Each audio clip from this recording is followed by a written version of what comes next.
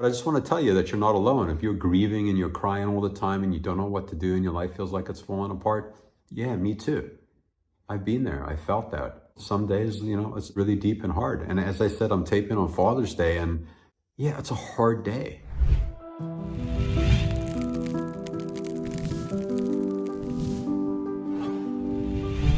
Hi, my name's Lawrence Joss, and welcome to the Family Disappeared podcast. Today is actually a really, really, really special day. It's our 100th episode, and I will be doing a series of podcasts.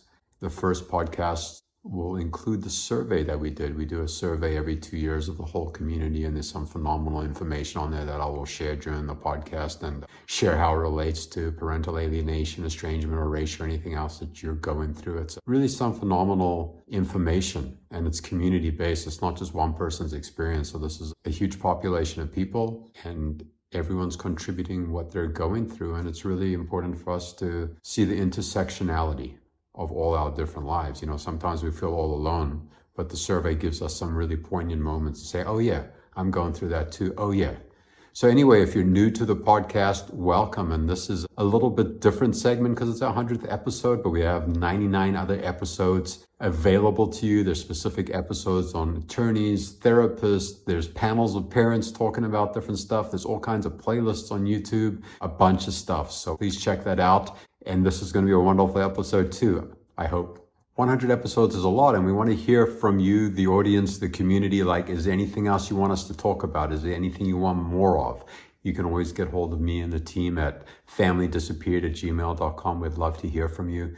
We also have a free 12-step support program, Parental Alienation Anonymous, which is just phenomenal. It's transformed my life. 12-step has been a big part of my life and me getting through parental alienation because I couldn't do it alone. So our community is super sweet and loving and caring, and it's life. Sometimes it's challenging too. Like, it has all those components as well. So we'd love to see you at a meeting. There's a bunch of other great resources in the show notes. There will also be a copy of the survey, which is super interesting to read through, and please share with friends, family, and therapists, lawyers, judges. We mail out to all these folks to try and educate them and advocate for change, and also advocate for community support and more on peer-to-peer stuff instead of these people out there charging exorbitant fees to fix this or change that or do this. We've really felt that community-based activities have been transformational for so much of that. And that's a lot out of me. And with that, let's jump into the show and see what happens. So I'm sure I've told the story before in one of the podcasts, but how did we get here as a community? How did the podcast start? How did the organization start? And the organization is Parental Alienation Advocates. And under this umbrella of Parental Alienation Advocates, we have Parental Alienation Anonymous, which is a free 12-step program. We have a podcast, Family Disappeared.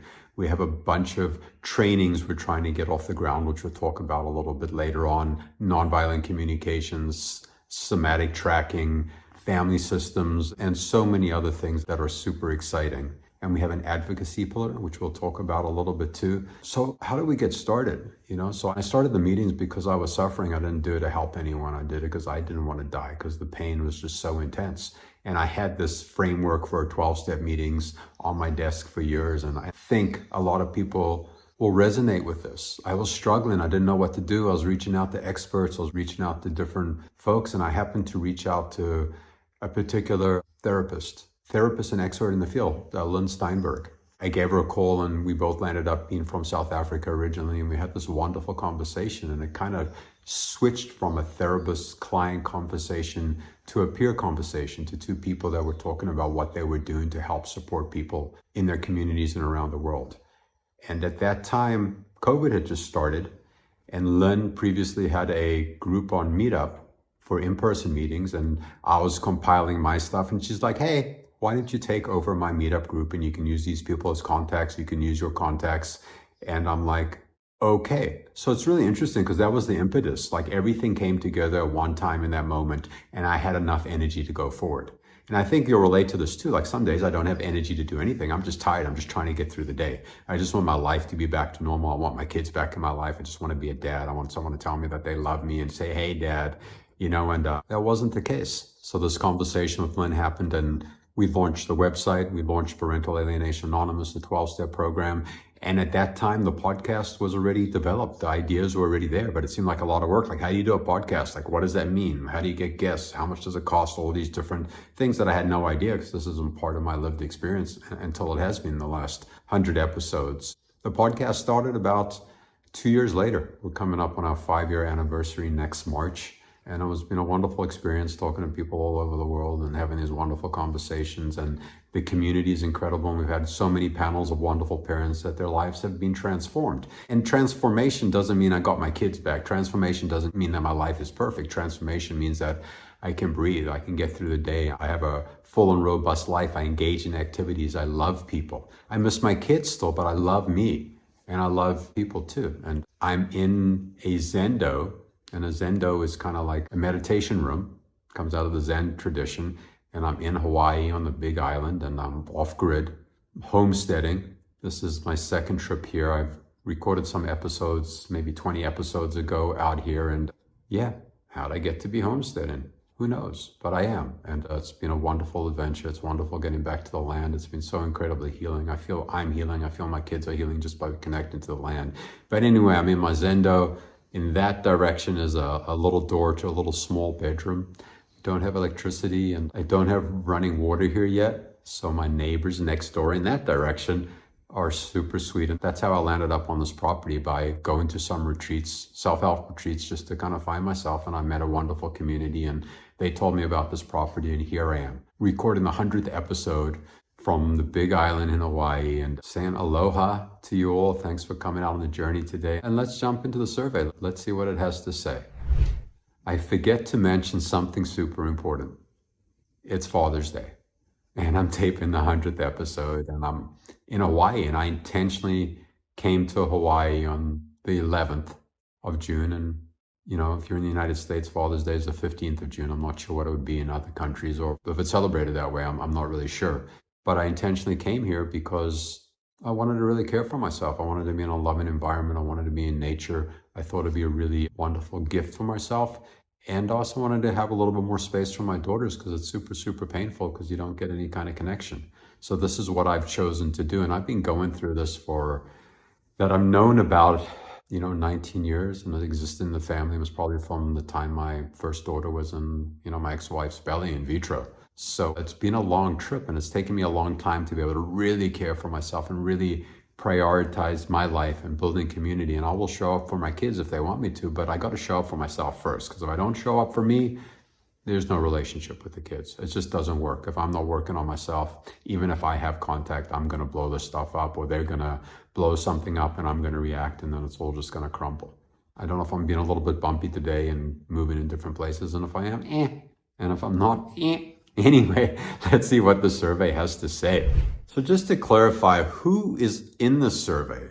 So it's pretty broad. We're not just saying people that resonate with the term parental alienation. We're saying people that resonate with the term parental alienation, people that identify as estranged, people that identify as erased. Like, we really want this to be a big tent. Like, it doesn't need to be under one title. So many of us are struggling with these kind of relationships, and we have different perceptions and ideas of what that means to us. So it's super important to include as many people as possible, and not to exclude people in our own community.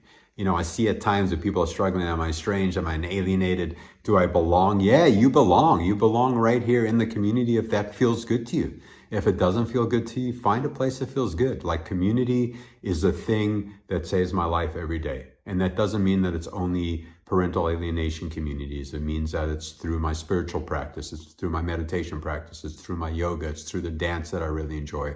It's through the community next door that I really enjoy hanging out with. And we get to cook together every night. We check in with everyone every morning, kind of like a little meeting. No, I can't say that. Some people are estranged and have different things going on in their families. They don't necessarily identify in a kind of way that I identify, but it's wonderful. And it's not a parental alienation based check-in. It's just people living together, coming together, struggling with different things in their lives, and building lovely, beautiful new lives. So the first thing on the survey that I want to talk about is generational impact. And you're like, generational impact? I know some of you can completely understand that, but for folks that might be struggling with the terminology that I'm using. So generational impact is if my father was maybe estranged or alienated from his parents or his siblings or someone in his family, or maybe even from me. And then you go down the generational line, you go down the maternal line, you go down the paternal line, and you can start to track where you see flavors of this happening in your family. And even places that you never really realized. Like my grandmother was one of 9 or 10 kids, and she spoke to one sibling. And I'm not really sure what happened in her family because she passed before I came to understand a lot of this stuff. But that's something for me to be curious about. The person that I chose to marry and have my kids with, she was alienated from her father for 13 or 14 years, right? So on the paternal line, you can see she was alienated from her father, but then you also look at the maternal line, right? So she was alienated from her father, and now she's part of the system. And the person that I qualify for, that I don't know if I want to call her an alienator. Some people might do that. She's a person that's had a lot of trauma in her life and is creating some discourse in my family system, is creating a lot of harm from my perspective for the children, you know? And yeah, whatever terminology you want to use, but just getting back to the maternal line. So you got her, and then you got her mother in the maternal line that did the same thing with her. And then how far back does that go on the maternal line? So you can see it can be in both different directions. It can come in all different things. And to be curious about these things, like where are they coming from? Where's the trauma coming from? Like this just doesn't materialize one day and this is what the family system is. This is actually brewing and coming down and getting handed down in DNA or technology or whatever it is from my perspective. And sometimes it's just trauma and sometimes it's just life. But the way that I can track it in my family system, it goes back in a lot of different directions. And the really interesting thing about the survey is one third of the people that responded could track generational alienation, estrangement, erasure, or trauma, whatever word they want to use in their family system. That's a significant number. And if we dug deeper with those other people, would that number go up? I think so. But it's something to think about. It's something to look at. And it's part of my healing is understanding the family system, the maternal, the paternal family system, and also myself and how I'm wired and what attracts me to that kind of behavior. You know what I mean? Like what was it in my ex-wife that's kind of been programmed into me, like codependency, that enmeshment, that closed family system that helped brew alienation to this degree. And it was trauma that's coming down the maternal line, but I was still part of that system. And why was I? So these are things to be curious and why it's so important when we're talking about generational trauma and for you to be really, really curious about your own family system. And if that sounds like a great topic to talk about, let us know and we'll get some experts and some folks together and talk more about it. And anything that I'm talking about, I need community to step up and say, hey, I want to talk about that, or I know a great expert, or these are some really interesting questions that I'd love to have answered, and I'd love to answer any of your questions. So familydisappeared@gmail.com. Send me your questions. Let's have a couple shows with just questions on any topic that we've spoken about and possibly topics we haven't spoken about. But if we don't have lived experiences or experiences with interviewing other people, it might be difficult to answer some of the questions. So I just want to let you know that. Another really startling fact, at least to me, is that 2/3 of the folks that responded to the survey are in the court system. That's a staggering amount of people and a staggering amount of pain. And they are finding a lot of support, whether it's through the podcast, whether it's through the 12-step meetings, whether it's through the other resources that we're offering, but 2/3 of people in court. You know what I mean? So if you're struggling and you're feeling all alone and separated, there's a lot of people going through that same thing. And that's why coming to meetings or getting connected to the podcast in a deeper way gives you more community that's going through the same stuff. And you don't have to do it alone. And I don't think we're necessarily going to tell you this is the professional to go talk to, but we have people that you can talk to, you can share their experience, they can share their experience with you. That's what a 12-step meeting is. It's about sharing our own direct experiences so we don't have to do it alone. And it's free. Just saying. So I love this stat. Over 2/3 of the respondees said their relationships with their loved ones have improved since listening to the podcast, since going to 12-step meetings, a combination of both, maybe just one or the other. And that is substantial. And just to quantify this, to say that their relationships have improved doesn't mean that their relationships are perfect, and doesn't even necessarily mean that they got their kids back. But some people 100% have got their kids back, have saved their relationships, have changed the arc of parental alienation, estrangement, erasure, whatever you want to call it. Like there's so many tools that we're providing and so many other tools out there that you don't have to go through this long arc.